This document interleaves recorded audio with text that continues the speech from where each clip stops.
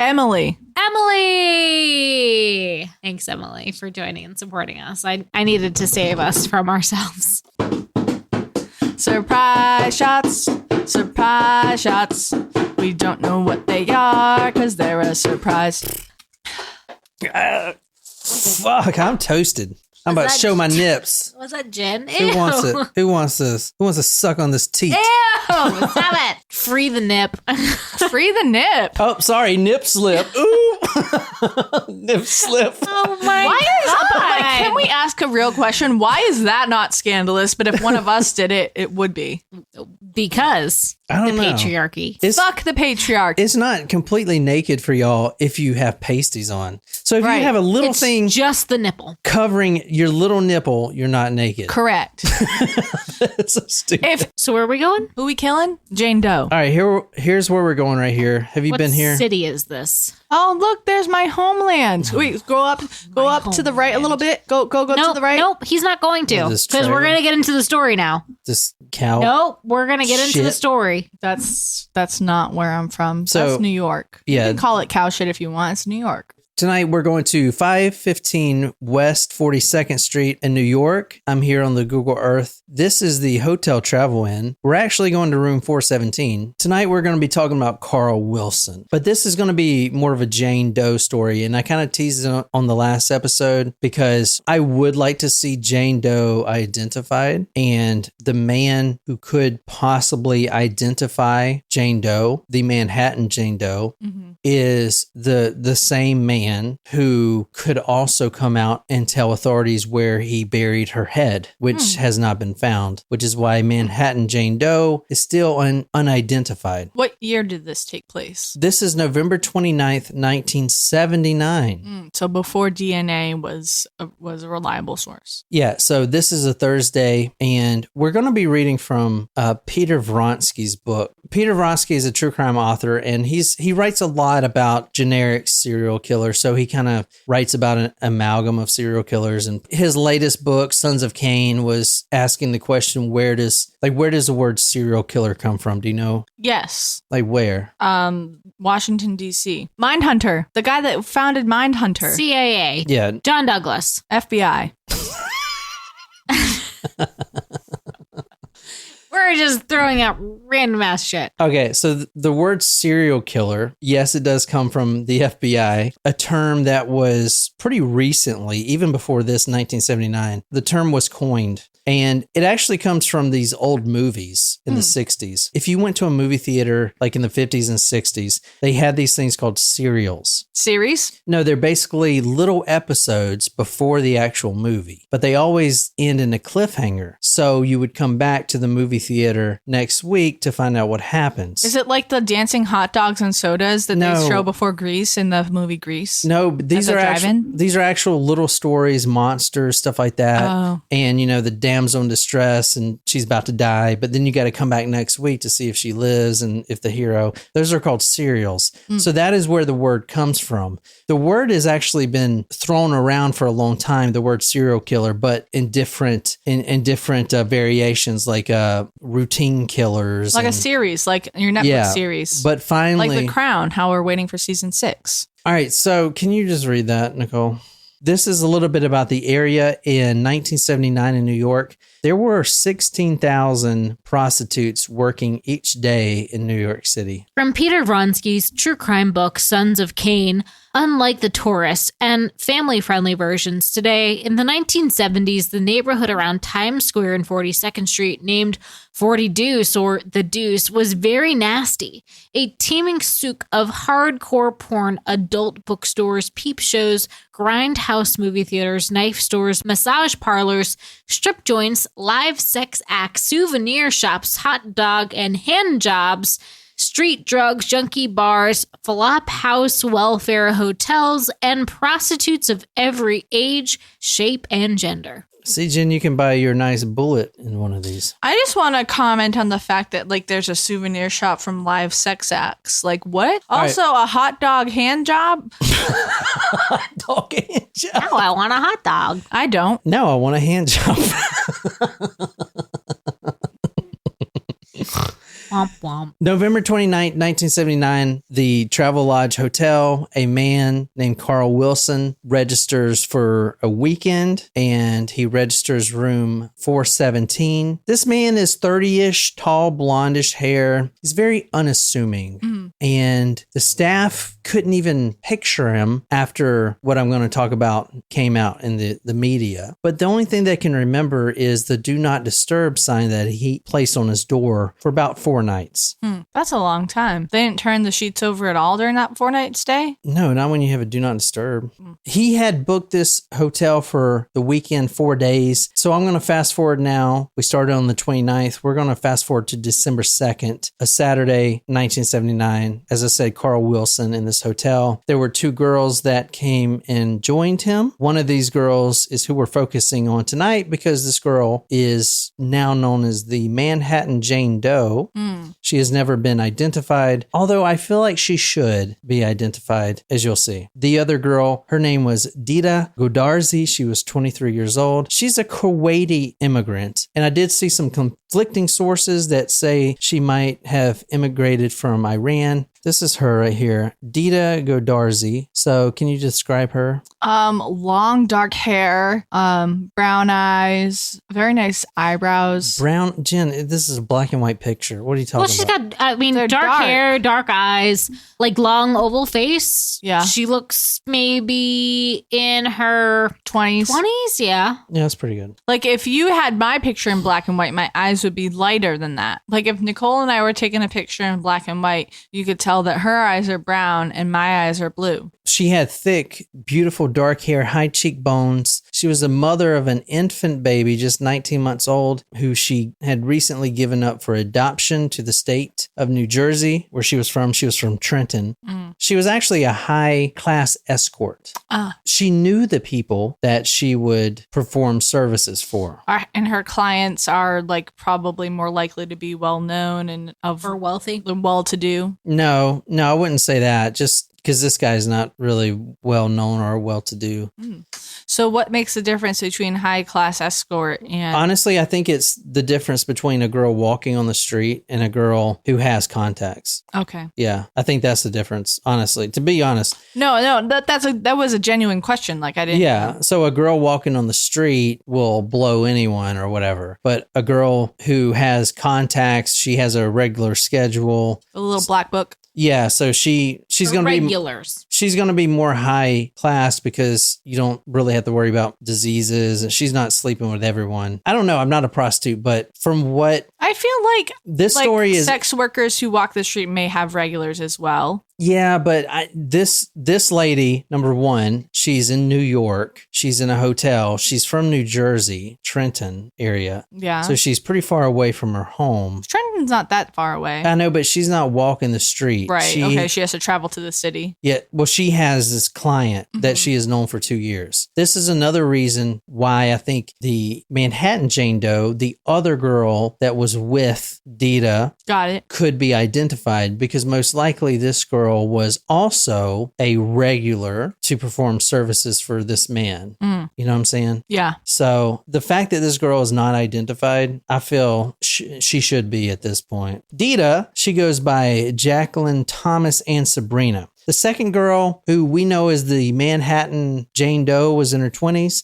We don't know the girl's name. The 2 girls were last seen up in room 417, the one with the do not disturb sign. Both were prostitutes, both happy to get off the streets and into a warm hotel. And according to Peter Vronsky from the book Sons of Cain, at the time there were 40,000 New York City prostitutes, and it got so bad at one point that the police had to actually put up barricades so that the prostitutes and their pimps would stop spilling over into traffic on 8th Avenue. Like they were literally so many of them, they would be pushed into traffic.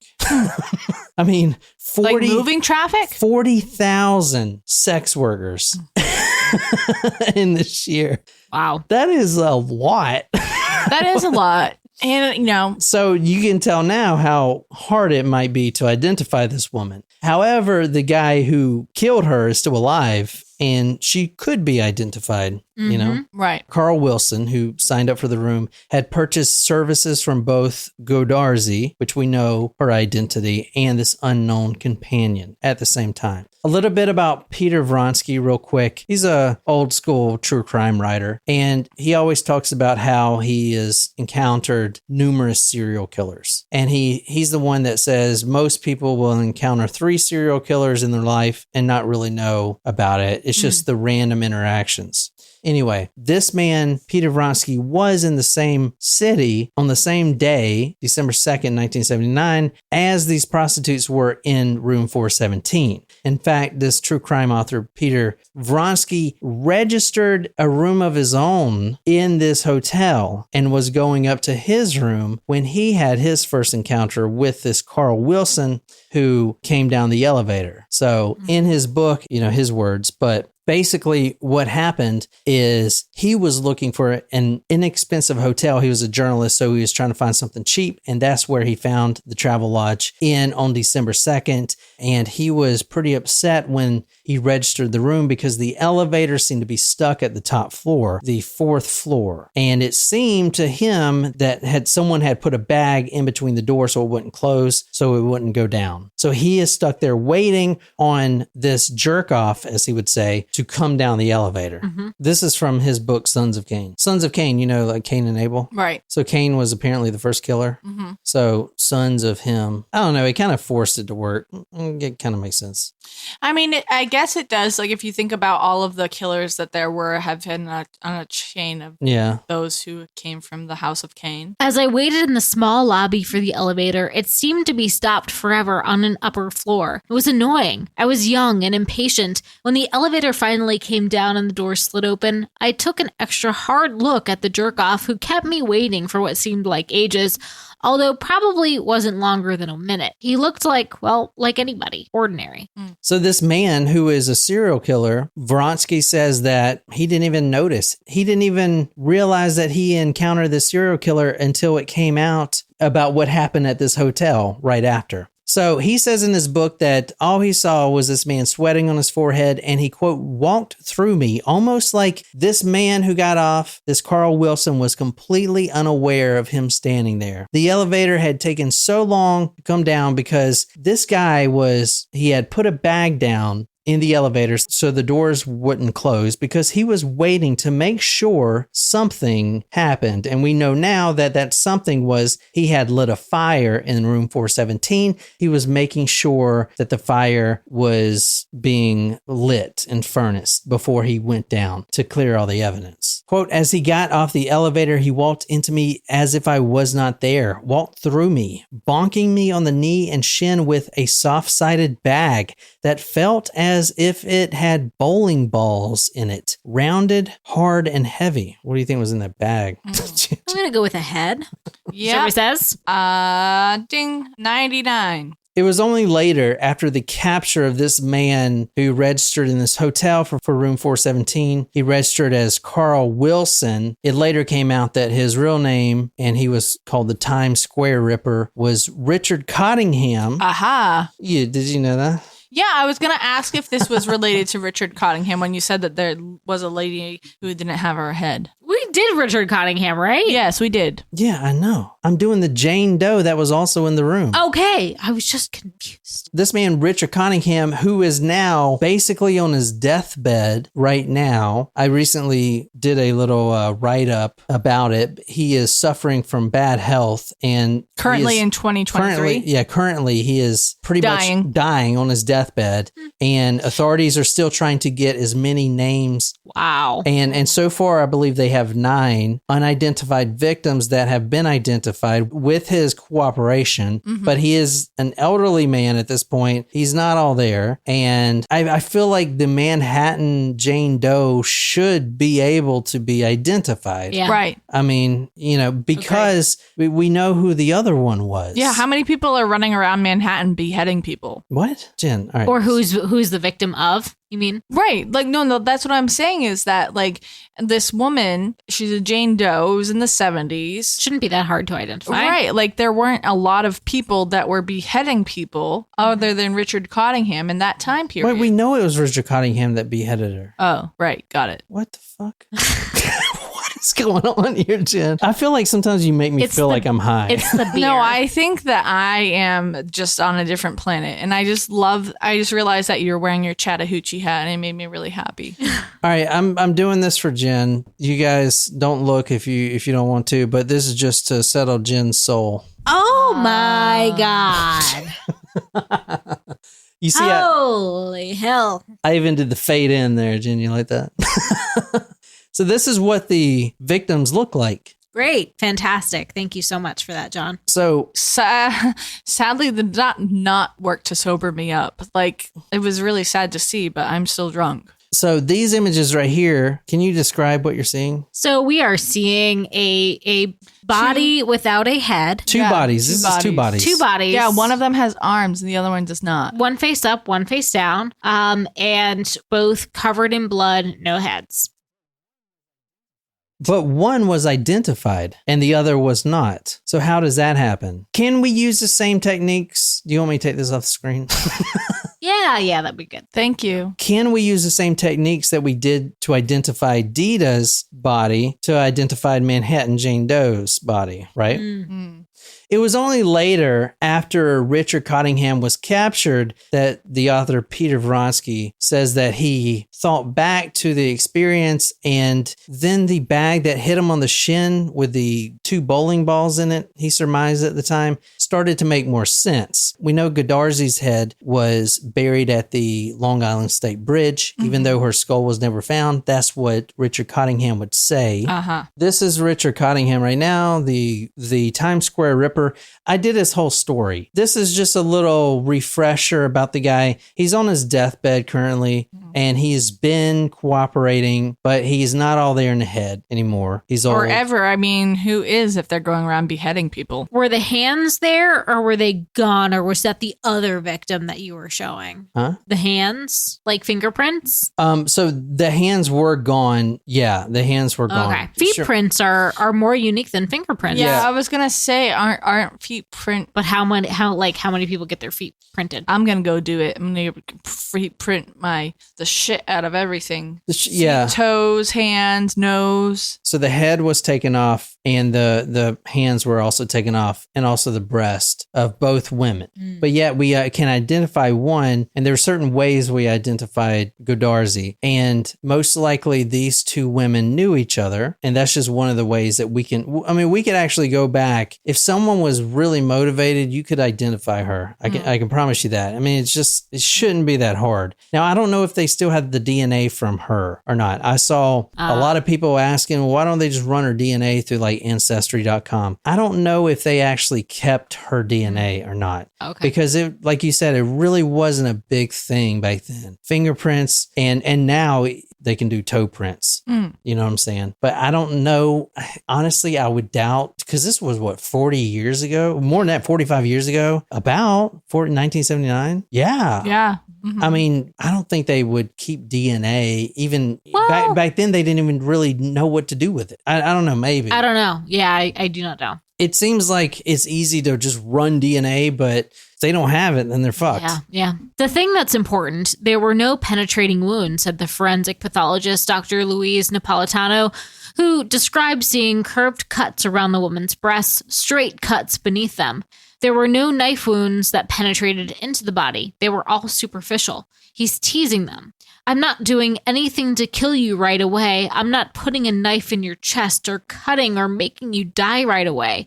No, I want you to know I'm here doing things to you. Napolitano said he's doing things to make them afraid, to have them subjugate to him. I'm doing this to you and I can make it worse. Both the bodies were desecrated. If you want to know the whole story on Richard Cottingham, I did that episode, and I'm pretty sure it's pretty gruesome. The reason I want to do this story specifically is because of the Manhattan Jane Doe and finding out who she is exactly. We know the identity of the other woman because of her. And She survived.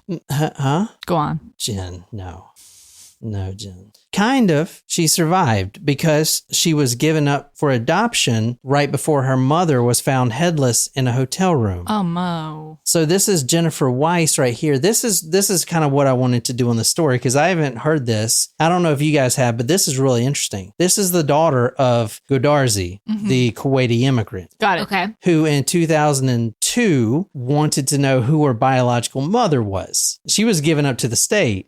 They ran Wow. DNA tests. I'm sorry to tell you this, but your mother was found headless in a hotel room. Oh, shit. So, being Jennifer Weiss, what do you think you would do with that information? I want to find out everything about her. Why was she found headless? What led her to killed her? that? Yeah, who killed her? She sends him a letter. Oh. And she says in the letter, basically, please tell me everything you know about my mother. Richard Cottingham said in a letter to Jennifer Weiss, quote, I just don't know what to say to you or how to say it. I can only tell you what's in my heart and pray that you believe me. I am truly and deeply sorry, so very sorry for all the pain I have brought in your life. This is them together. Oh. Jennifer Weiss and the man, Richard Cottingham, who killed her mother. She looks like her mother. I know, Lot. dude. What?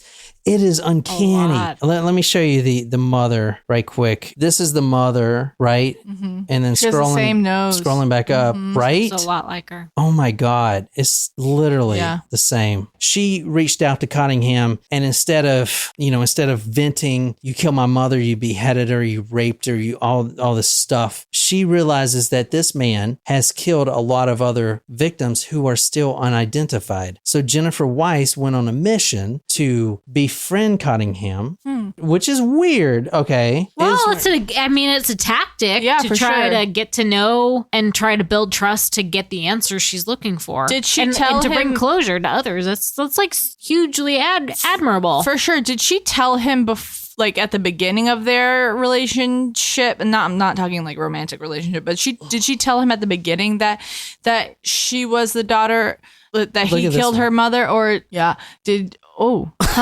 or did she tell him like after the fact? I believe she said at the beginning. Now she has a whole Netflix thing and a podcast. I didn't watch it. The reason she's important is because if it wasn't for her, these other families would have no closure. Right. She befriended Cottingham, got past the terrible situation, and got him to confess to other homicides. She single-handedly got him to work with police to release names and identifications, which brought a lot of closure to multiple families. Over 5 that she's responsible for that I've seen. So 5 other families now have closure because she is such a strong woman to do this. Richard Cottingham did confess to burying her mother's head at the George Washington Bridge, although her skull was never found. As a mother, now Jennifer Weiss, mother of 4, cancer survivor, she says the following, quote, I'm doing this for the mothers who lost their daughters and my own mother, and for these girls that their lives were ended one night or day by Richard playing God. I'm not going to rest easy until we figure out who they are. So that's why I do what I do. So let's talk a little bit about the Manhattan Jane Doe, if you want. The Manhattan Jane Doe, and this is the Doe Network, she is still unidentified female.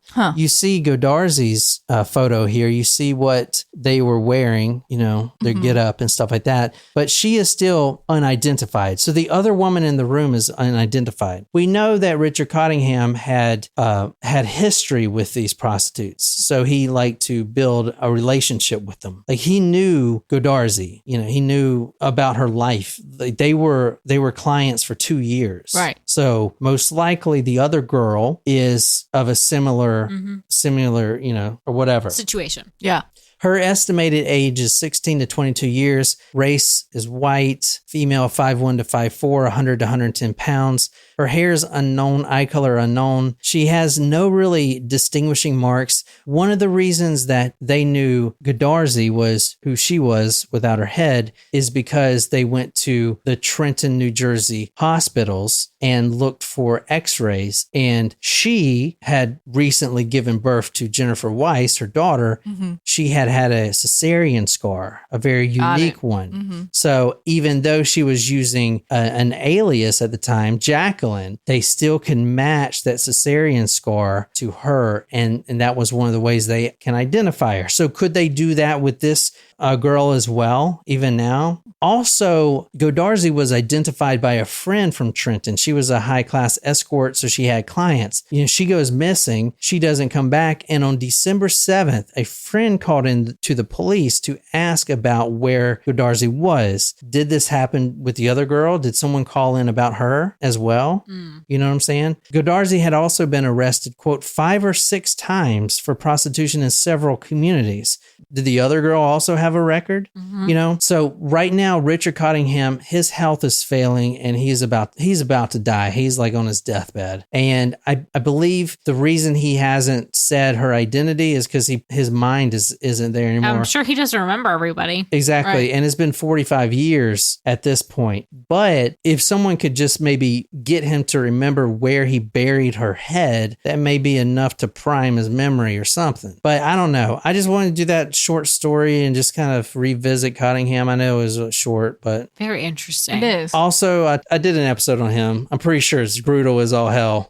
But I know we didn't go into too brutal stuff. But I don't know. I don't know if you guys like that. I hope you guys did. Yes. Definitely check out that Jennifer Weiss. I mean, it's kind of interesting. Definitely a brave woman to go confront the serial killer who killed her mother. Yeah. Because I mean, she's not only asking, what did you do?